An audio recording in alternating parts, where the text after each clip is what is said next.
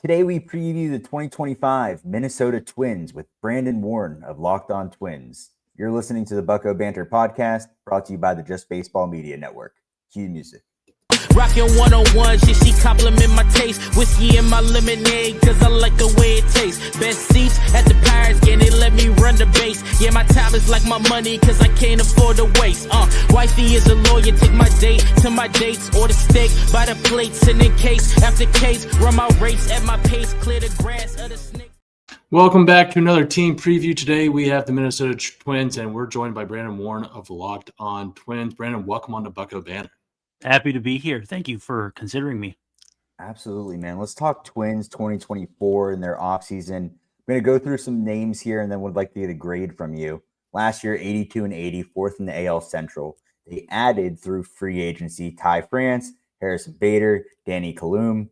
Via trade, they added Diego Cartaya, Mickey Gasper, and then they lost in free agency Josh Winder, Carlos Santana, Anthony Descalfini, Caleb Thielbar, Max Kepler, Kyle Farmer, Manuel Margot, and then via trade, they lost Michael Hellman and Giovanni Moran.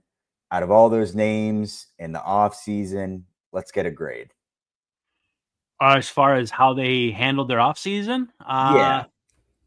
probably about a C+, because like they filled the roles that were like absolutely necessary in terms of a fourth outfielder and, you know, some help, just like small bit pieces in the bullpen.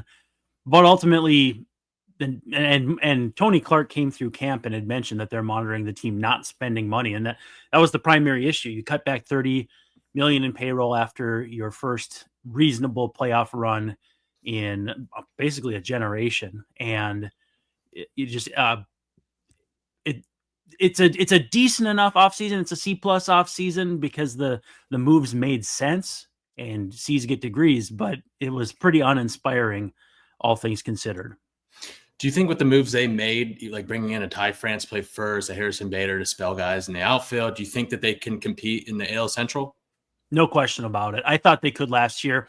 And for 3 to 4 months, they basically did. I mean, they were one of the best teams offensively for 3-4 months, sustained periods where they looked every bit as good as anybody else in the Central. And then they went, I think, 9-18 in September, and that was exactly what they didn't need. They didn't get enough from Carlos Correa, Byron Buxton, Royce Lewis down the stretch, whether it was health or production or some combination of both. And Joe Ryan getting hurt and missing the rest of the last 2 months of the season really hurt them quite a bit. They had capable and competent starting, and some of their rookies that came up looked maybe not entirely overmatched, but okay. But it really set them off to have that bad of a September when really all they needed to do was be pretty good to make the playoffs. So it was a disappointing season, but I definitely saw enough talent, if you can keep it on the field, to contend this year. And it certainly helps that the rest of the division was not like acting like their hair was set on fire. There were moves. I mean, don't get me wrong, there were moves. Jack Flaherty is back in Detroit, but other than that, I don't think any team sprinted out in front of anybody else. And I think the Twins were pretty well built in the first place. Now it just comes down to, can they stay healthy? Brandon, let's go through the projected lineup on Fangraphs here. Get your opinion on 1 through 9. In right field, we got Matt Wallner, shortstop Carlos Correa, center field, hopefully a healthy Byron Buxton, left field, Trevor Larnach, third base, Royce Lewis, Ryan Jeffers behind the dish, Willie Castro at DH, Ty France at first, and then Brooks Lee at second base. Is this how we see it come opening day? I mean, the DH with Willie Castro is tough because, like, with utility guys, it's hard to put them in a specific position. There are different spots every day. If for some reason Brooks Lee didn't make the team, he'd be the starting second baseman, and suddenly you'd be looking at Jose Miranda DHing a lot. And Jose Miranda, to me, makes more sense as the DH in this lineup if you were to do like a dummied up lineup than Willie Castro would. I understand, though, why they're doing it that way. They're just expecting that Castro will play more. And it's an inexact science on these things, but I think it's a solid lineup. And I think if you look down the weighted runs created plus column for 2025 projections, 8 of the first 9 are projected above average, over 100. And then Brooks Lee is the number 9 guy. He's a 96 and is probably my pick, though, to be the breakout star if they have one this year. So it's a good offense. And even off the bench, too, Jose Miranda and Edouard Julien, or if Mickey Gasper makes the team, you're probably going to have a decent bat there, too. So they should be able to score runs. They should be able to prevent runs. But it's just a matter of if they can synchronize those two together, which was not the case often enough last season.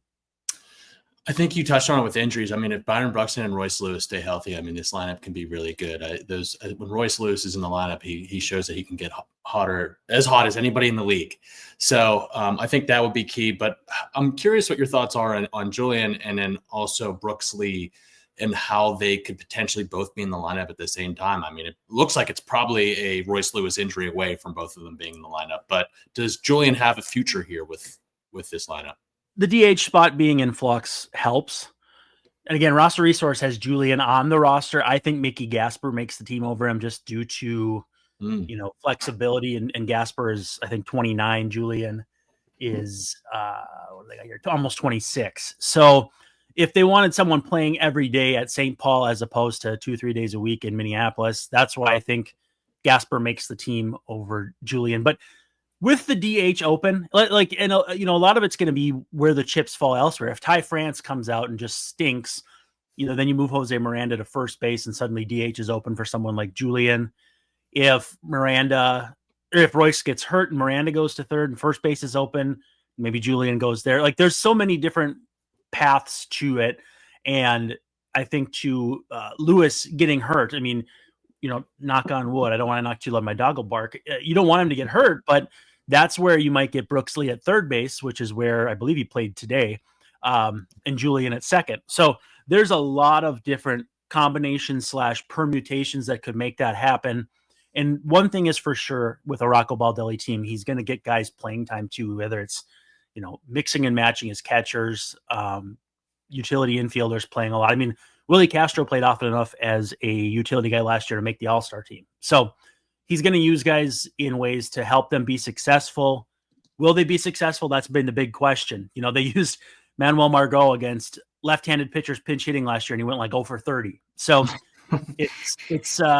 sometimes he'll do it at the risk of what seems like insanity, but he's going to put these guys in a spot to succeed. And I think Julien, assuming he plays well at St. Paul, if that's how they go, I think he's going to have every opportunity to at least one more time with the Twins seek out a full-time job. Now, where that gets difficult is Luke Keeschel, one of their best prospects, also plays second base. So I don't know what the future holds for any of them. The Twins are in a good spot talent-wise. Now it's just a matter of sorting it out. It's a good problem to have. I mean, I know the Pirates are similar. Shelton loves to mix and match and likes guys that can play multiple positions. Former Twins coach, right? Yeah. Exactly. There you go. Yeah, I got to know him a little bit in Minnesota, and really great guy. And hopefully does well for the Pirates because I want to see him keep that job. But yeah, cut from the same cloth as Rocco. It's that Kevin Cash managerial tree that I think actually starts with Joe Madden. So yeah, it's guys who like versatility. I mean, Madden's famous for how he used Ben Zobrist. So the apple doesn't fall far from the tree, no matter how many times it falls. Let's go through the rotation real quick. We got Pablo Lopez, Joe Ryan, Bailey Ober, Simeon Woods, Richardson, and Chris Paddock as your projected rotation. There are some really prospects here that I like a lot. Festa and Zebby Matthews. I think Zebby Matthews has the potential breakout this year. But the top 5 that I listed, is that how you see it cracking opening day? Yeah, and probably in that order too. It's nice to have a 6th and 7th starter that you really like in Zebby and in Festa. I honestly think you could flip them. You'll get a lot of people not sure which is which. There's fans in both camps because they bring different things to the table. I personally think Festa could help them right now and would maybe not sleep on the idea of him in the bullpen. I don't think it's super likely. But if you're bringing your 13 best pitchers and they've had some injuries out there, that's maybe an option too. They're going to have a lot of good pitchers at St. Paul, and they can mix and match if they want to stretch them out again. But between Festa and Zebby, it's really hard to pick who is better. You've got injury questions with Ryan just because he's coming back. Simeon Woods, Richardson. It's easy for me to say Simeon Woods, Richardson. I got to make sure I enunciate. Hey, had a nice year, but is by no means, in a Sharpie to make 30 starts this year.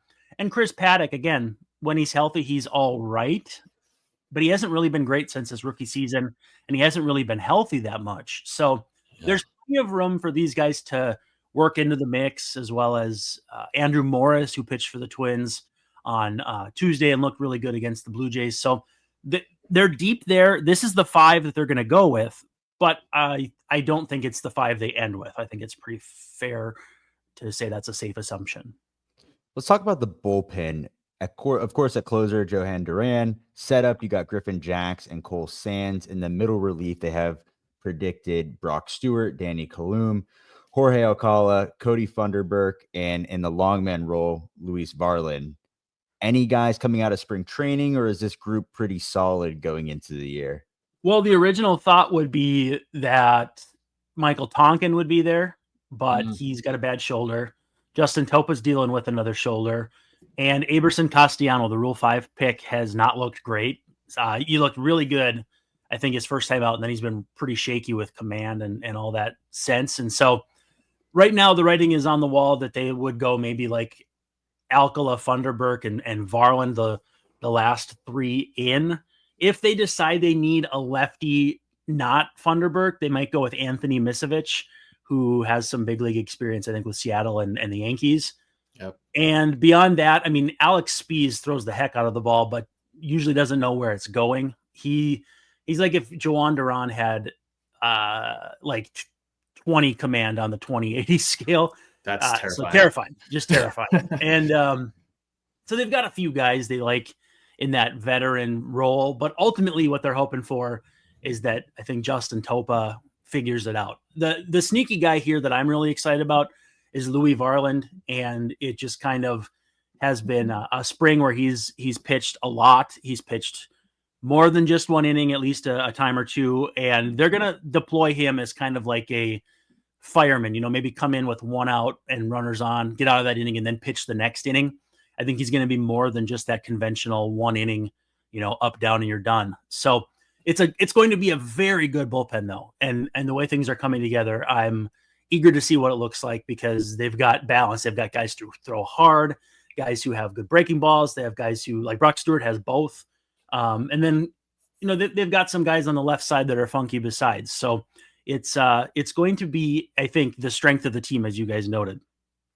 Yeah, I like Varlin. I compare him to Luis Ortiz, who was with the Pirates last year. He could play that kind of fireman role where he could pitch multiple innings and also make a spot start if you need to. But I think his stuff could maybe play up in shorter stints. I think the role is very similar to like Jesse Chavez over the years. Or there was a guy who was in the AL West for years and years and years, and I forget his name. But I think he played with almost every team in the West. And he was known for the A's, but those kinds of guys, 50 appearances, 80 innings, 90 innings are so valuable. And I think that's hopefully where he'll fall in. And, if you soak up those innings and do it well, you're also saving pressure on higher leverage guys, and everything just kind of trickles down from there. Absolutely. How about some prospects? I know you mentioned Luke Keeschel, but some prospects that you think could make an impact this year, or maybe that you're just excited to follow throughout the system. Yeah, I mean, Keeschel for me is just because he's got a little bit of positional versatility.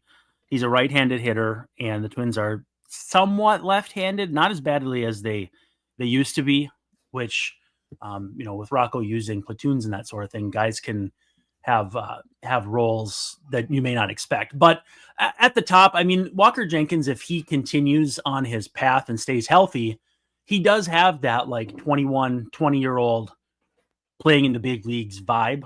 He has all the tools. A lot of people say he reminds them of Larry Walker. So, number 1 prospect, he's, I think, number 2 on MLB Pipeline's list.